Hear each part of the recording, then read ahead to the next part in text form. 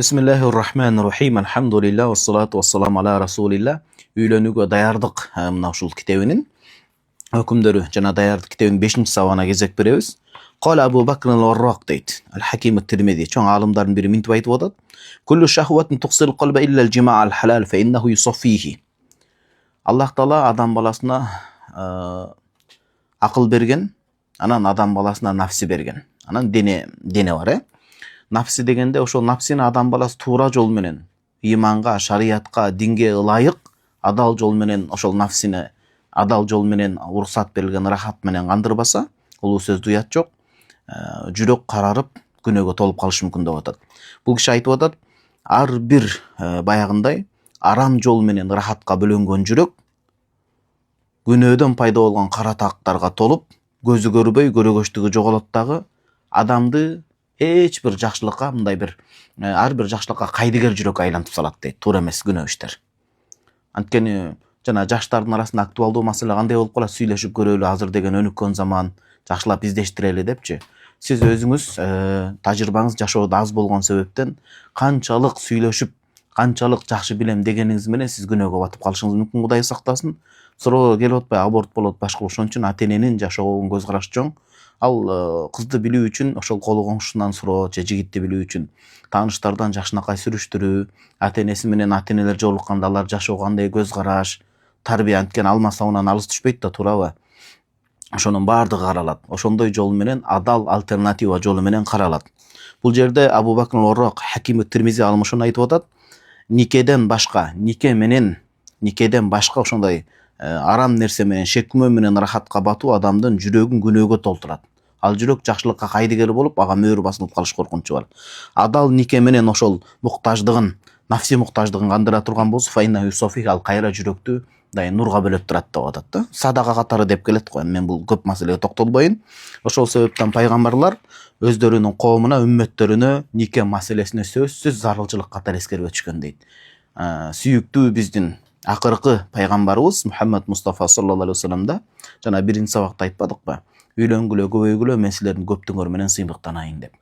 Албетте, кошумчалай кетчү нерсе, азыр дүйнөлүк имансыз баягындай эмеде, Европада болсун, башкада болсун, алардын материалдык нерсенин баалуусунда курулган теория боюнча канчалык бала аз болсо ошончолук көп байлык келет, ошончолук көп экономикабыз мыкты болот деген түшүнүк бар.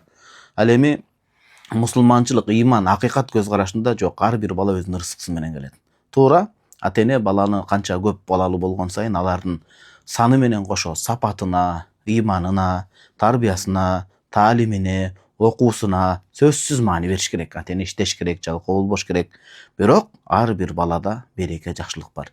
Биз билбейбиз кайсы бала ата-энеси эмес, керек болсо баардык мамлекеттин, керек болсо мусулман үммөтүн, керек болсо жалпы адамзаттын жакшылыкка себепкер боло турган бала болот. Ошон үчүн мусулман адам өздүгүндө көп балалуу болуудан качпаш керек, болгону сапатына көңүл буруп, ошол эненин ден соолугуна көңүл буруп, ар бир баланын ортосунда өзүнө тыңып келе тургандай, витаминдерин колдоно тургандай болуп, анан ошол көп балалуу болууга тырышыш керек болот.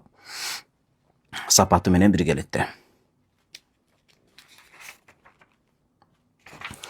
Төртүнчү маселе, үйлөнүүдөн алдын көңүл бурула турган нерсе, эркек адам дагы, кыз киши дагы жашоо шеригин, түгөйүн тандаганда ал асыйла, култ мүнөзү мыкты, ал-карима, өзгөчө аял затын айтып атат бул жерде. Дээринде бар, ушунчалык мээримдүү, балдарына мээрим төгө турган. Ата тегине, анын эң негизгиси такыбачылыгына көңүл бурсун. Ата тегини неге сүрүштүрөт десе, анткени хадисте келгендей, адам алма сабынан алыс түшпөйт, канына тартып кете берет. Азыркы тил менен айтканда, генетика таасир этет деген сөз. Бакма баланы багып алып келгенде деле өзүнүн балдары башка болот да, башка диги өзүнүн башка бирөөнүн баласы болгон үчүн ал баары бир өзгөчөлүгү болуп турат. Анткени кан таасир этет деген сөз. Кан таасир этет деген сөз. Ошон үчүн биринчи нерсе көңүл бурула турган диндарлык болот. Аны менен кошо ошол аял келечекте баласына канчалык мээримдүү болот, ошого караш керек. Аял киши болсо баланын диндарлыгына караш керек, андан кийин эле бул балдарыма кандай ата болот? Майдачыл эмеспи? Үй бүлөсүндө апасын сыйлайбы, сый урматтап? Апасын сыйлаган келинчегин да сыйлайт. Эже карындаштарына кандай көңүл бурат? Ошого көңүл бурсун. 5-чи маселе, эркек адамда, кыз кишиде үйлөнгөндө аяктары бикр деп, кыз киши мурда кийин турмушка чыкпаган, мындай таза кыз деген сөз. жана таза эркек деген сөз. Ошондо үйлөнгөнү бири-бирине жакшыраак болот дейт. Аллах таалам ыраазы болсун. Бул ошо үйлөнүүгө даярдык сабагынын 5-сабагы болду.